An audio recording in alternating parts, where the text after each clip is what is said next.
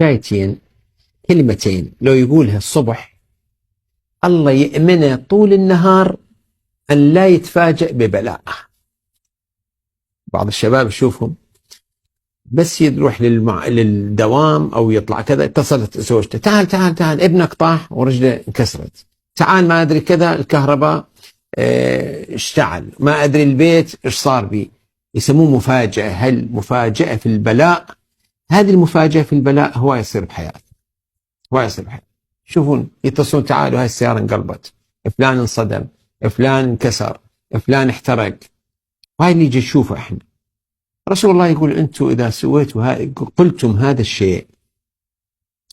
هذا الشيء كأنما تأمين، كأنما ضمان، الله يسلمك من هالمفاجآت المزعجة.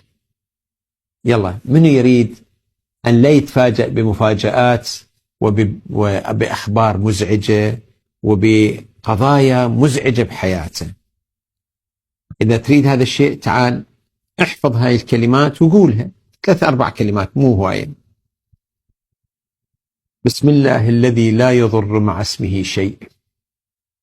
بسم الله الذي لا يضر مع اسمه شيء في الأرض ولا في السماء.